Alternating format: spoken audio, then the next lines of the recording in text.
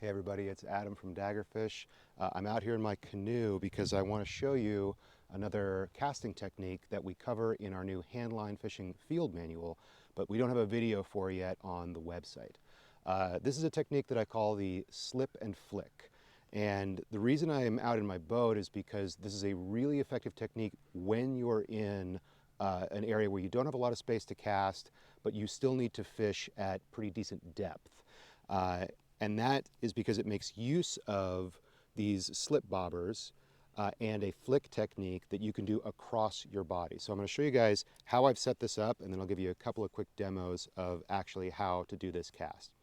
The first thing here is that I've got one of our casting bubbles set up without the central surgical tubing locked out so it can move freely.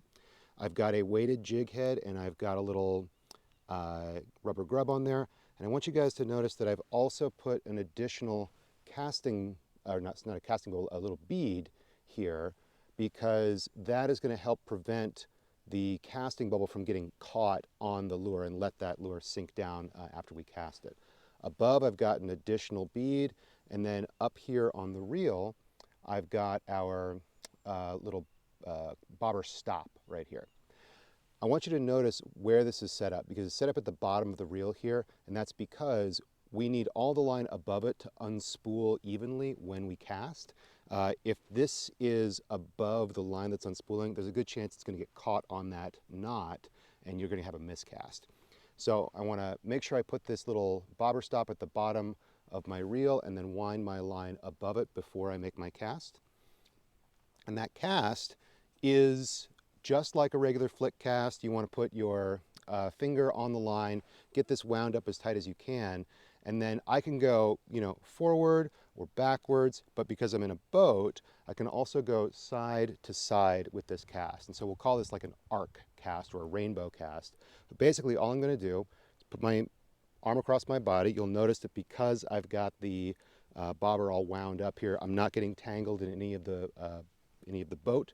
All I'm going to do is raise my arm across and flick it off to one side here. Very gentle is the key here. You don't want to go very aggressive and trying to really whip this off of the end of the line. You want a nice smooth arc in order to get the best casting distance and avoid landing it directly into the water next to you. So that's going off to the kind of outside here. I can also go inside by doing the same motion just in reverse. So again, I'm winding up. I've got a couple of knots from a loop-to-loop knot that have got this rig attached. Those are going to go on the bottom. Then the casting bobber stop right there, that goes lower on the reel. Then we'll wind up the rest of it, get it nice and tight. Same thing, flick setup, come out, and then across my body to cast out in the other direction. So that's it. That's how easy it is to do a slip and flick cast. I hope this helps make the stuff in the book make sense. If you'd like more information about this casting technique, as well as other casting techniques, different kinds of rigs you can use for handline fishing, and all sorts of other information, go to our website and check out our new handline fishing field manual. It's over 70 pages of great information, and it's all downloadable for free. You can find it at daggerfishgear.com. We'll see you there.